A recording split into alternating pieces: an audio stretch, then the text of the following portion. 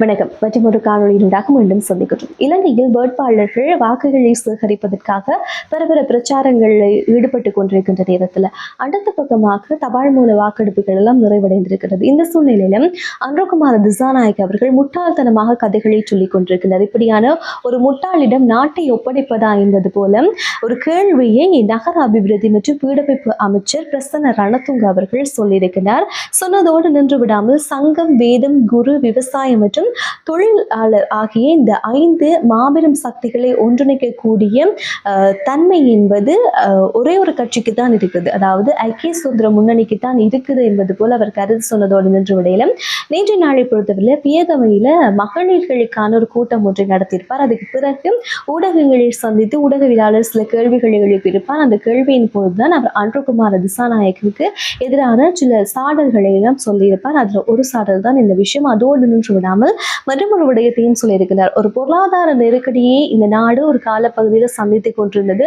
ஆனால் தற்போது இந்த நாட்டிடம் $7 பில்லியன் கையிருப்பில் இருக்கிறதாக அமைச்சர் பிரசன்ன ரணதுங்க அவர்கள் சொல்லியிருக்கின்றார்.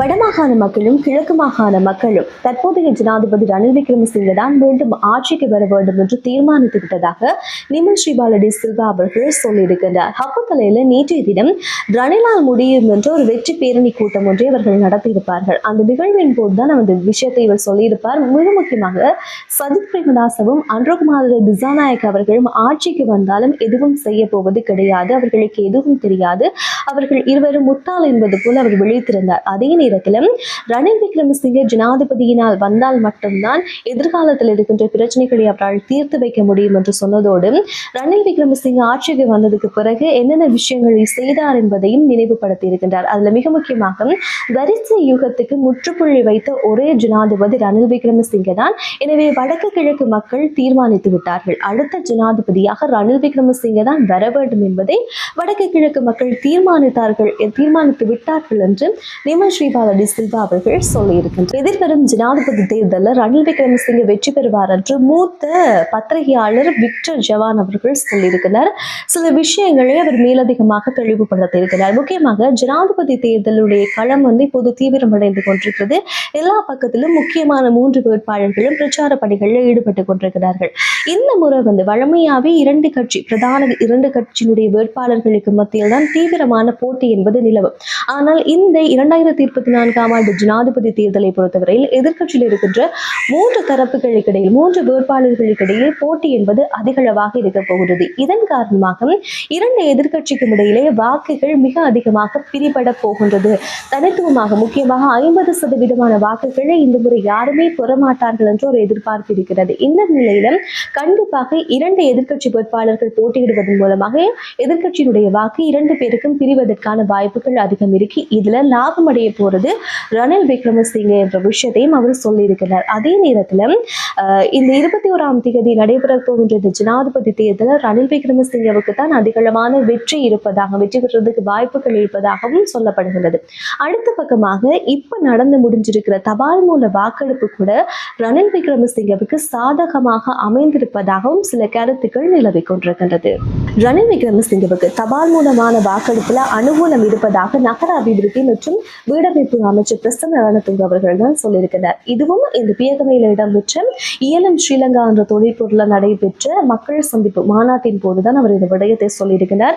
இதுக்கான காரணமாக அவர் இதை குறிப்பிடுகிறார் என்றால், கடந்த காலத்துல இந்த கோவிட் தொற்று பொருளாதார நெருக்கடி ஏற்பட்ட காலப்பகுதியில அரசு ஊழியர்கள் யாருமே இடைநீக்கவில்லை. பணி இடைநீக்கமோ இல்லாட்டி பணியில இருந்து விலத்துறதுக்கோ எந்த நடவடிக்கையும் ஜனாதிபதி மேற்கொள்ளவில்லை. அதுக்கு பதிலாக அவர்களுக்கு ஊதிய உயர்வுகள், கொடுப்பனவுகள் என்பது வழங்கப்பட்டது. இதன் காரணமாக கண்டிப்பாக இந்த வாக்கெடுப்புல ஒரு அனுகூலம் இருக்கிறது என்பதையும் அவர் சுட்டிக்காட்டியிருக்கிறார். அதே நேரத்தில் இப்ப தற்போது இருக்கின்ற காலப்பகுதியில $2 பில்லியன் அரசாங்கத்திட கையிருப்பு இருப்பதன் மூலமாக அரசு ஊழியர்களுக்கு உதவித்தொகையை அதிகரிக்க முடிஞ்சதாகவும் சம்பள மிகுதிகள் மீதம் இருக்கக்கூடிய அந்த வரிகளை குறைக்கிறதுக்கான வாய்ப்பு உருவாகி இருப்பதாகவும் சர்வதேச நாணய நிதியத்துடன் ஒரு பேச்சுவார்த்தை ஒன்றை நடத்தி ஒப்பந்தத்துக்கு முன்னெடுப்பது அளவுக்கு கொண்டு போயிருக்கின்றார். இதெல்லாம் ரணில் விக்ரமசிங்கே அவர்களால் முடிந்தது.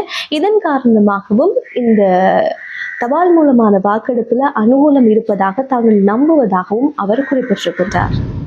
ஜனாதிபதி வேட்பாளர் நாமல் ராஜபக்சவுக்கு பாதுகாப்பு அச்சுறுத்தல் இருப்பதாக பொதுஜன பெரமுன கட்சி சார்பாக சொல்லியிருக்கிறார்கள். முக்கியமாக இதனை புலனாய்வுத்துறையினர் சொல்லியிருக்கிறார்கள். நாமல் ராஜபக்சவனுடைய பாதுகாப்பும் பலப்படுத்தப்பட வேண்டும் என்ற விடயம். இது தொடர்பாக தேர்தல்கள் ஆணைக்குழுவுக்கும் போலீசுக்கும் அறிவுறுத்தல் ஒன்று வழங்கப்பட்டிருப்பதாகவும் கட்சி சார்ந்தவர்கள் சொல்லியிருக்கிறார்கள். அண்மையிலும் வெளிகம திரையரங்கு நிகழ்வு ஒன்றில் நாமல் ராஜபக்ச கலந்து கொண்டிருந்த நேரத்திலும் விளையாட்டு துப்பாக்கிகளோடு வந்த 2 பேர் கைது செய்யப்பட்டிருப்பார்கள். அந்த மண்டபத்துக்குள் அவர்கள் நுழைய முயற்சி செய்கிற நேரத்திலும் அங்கிருந்த போலீசார் பரிசோதனை செய்த நேரத்திலும் ஒரு பாடசாலை மாணவரும் ஒரு பல்கலைக்கழக மாணவரும் விளையாட்டு துப்பாக்கியோடு அந்த மண்டபத்துக்குள்ள வருவதற்கு முயற்சி செய்திருப்பார்கள். எனவே அந்த தருணத்தில் அந்த 2 நபர்களும் கைது செய்யப்பட்டிருக்கிறார்கள்.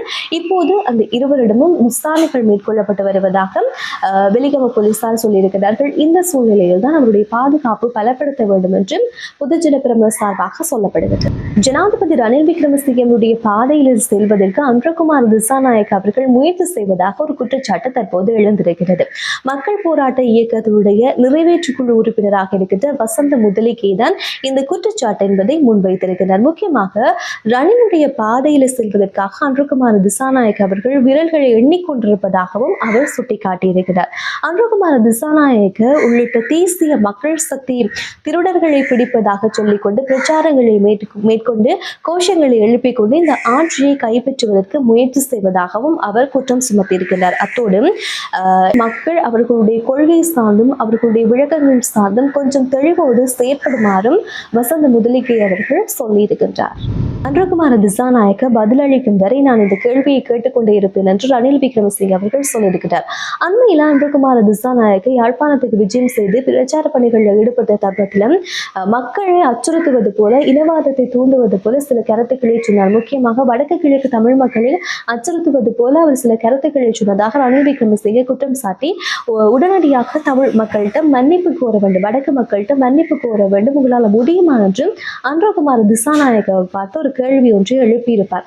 இது வெள்ளிக்கிழமையில நடந்த நிகழ்வுல ரணில் விக்ரமசிங்கே மற்றும் ஒரு விஷயம் சொல்லியிருப்பார். இந்த கேள்விக்கும் அன்றகுமார திசாநாயக்க பதிலளித்ததாக நான் கேள்விப்பட்டிருந்தேன் என்ற ஒரு விடயத்தையும் அவர் சொல்லிக்கொண்டும் அதே நேரத்தில் சில இன்னும் அதிகமான கேள்விகளை அன்றகுமார திசாநாயக்க தொடர்பாக எழுப்ப ஆரம்பித்திருக்கிறார். அதுல முக்கியமாக தேசிய மக்கள் சக்தி அரசாங்கம் ஏற்றுமதி செயலாக்க வலயமாக மாற்றி ஏற்றுமதியை ஊக்குவிப்பதற்கு தீர்மானித்திருப்பதாக சொல்லப்படுகிறது. இந்த விஷயத்தை சுனில் ஹந்தனித்தி அவர்கள் தெரிவித்துக் கொண்டிருக்கிறார். ஆனால் அன்றவனுடைய விஞ்ஞாபனத்தை பொறுத்தவரையிலும் இலங்கை ஏற்கனவே செய்துள்ள சுதந்திர ஒப்பந்தத்துக்கு உடனடியாக உடன்படிக்கை எல்லாவற்றையும் ரத்து செய்வதற்கான எண்ணப்பாடோடு அவர்கள் செயற்படுவதாக கூறிக்கொண்டிருக்கிறார்கள் என்ற விடயத்தையும் ரணில் விக்ரமசிங்கே சொன்னதோடு இப்படியான ஒரு நிலைப்பாட்டில் இருக்கின்ற நேரம், அதாவது ஒரு தடையற்ற வர்த்தக உடன்படிக்கை இல்லாம நீங்க எப்படி ஏற்றுமதி அபிவிருத்தியை ஊக்கப்படுத்த முடியும்? இந்த கேள்விக்கான பதிலை அவர் சொல்லும் வரைக்கும், அன்றகுமார திசாநாயக் அவர்கள் சொல்லும் வரைக்கும் நான் கேட்டுக்கொண்டே இருப்பேன் இந்த கேள்வியை மீண்டும் மீண்டும் என்று சொல்லி ரணில் விக்ரமசிங்கே அவர்கள் சொல்லியிருக்கின்றார். தமிழகத்திற்கு முதலீட்டாளர்களை ஈர்க்கின்ற வகையில் இப்போது தமிழகத்தின் முதலமைச்சர் மு க ஸ்டாலின் அவர்கள் விஜயம் ஒன்றை மேற்கொண்டிருந்தார். அண்மையில் ஐக்கிய அரபு அமீரகம், சிங்கப்பூர், ஜப்பான், அதே போல ஸ்பெயின் ஆகிய நாடுகளுக்கு விஜயம் செய்திருக்கின்றார். அந்த வகையில் தற்போது அமெரிக்காவுக்கு விஜயம் செய்திருக்கிறார். இது 14ஆம் தேதி நிறைவடைய இருக்கிறது. இந்த சூழ்நிலையில அமெரிக்காவுடைய சிகாகோவில் நடைபெற்ற தமிழ் சங்கத்தினுடைய கலை விழாவில் இவர் கலந்து கொண்டிருந்த இந்த கலை விழாவில் மு க ஸ்டாலின் அவர்கள் உரை ஒன்றையும் மாற்றியிருந்தார். அந்த உரையில் அவர் சில விஷயங்களை சொல்லியிருக்கிறார். முக்கியமாக அமெரிக்கா வாழ் தமிழ் மக்களுடைய முகத்தை மட்டும் பார்த்து கொண்டே இருக்க முடியும் அப்படின்னு ஒரு விஷயத்த அவர் சொல்லியிருக்கிறார். உங்களை பார்த்தா பொதுவே பார்த்து கொண்டே இருக்கணும் போல தனக்கு தோன்றுவதாகவும், தமிழகத்துல நான் எப்படி ஒரு நிகழ்வுல கலந்து கொள்கின்றனோ அதே போல் அதைவிட அதிகமான உணர்வை தனக்கு இப்போது தந்து கொண்டிருப்பதாகவும், அதே இடத்துல இருப்பது போல தனக்கு உணர்வை தந்து கொண்டிருப்பதாகவும், அமெரிக்கா வாழ் தமிழர்கள் இருப்பது இந்த இடத்துல இருப்பது தமிழ் மண்ணில் தான் இருப்பது போல உணர்வதாக மு க ஸ்டாலின் அவர்கள் சொல்லியிருக்கிறார்.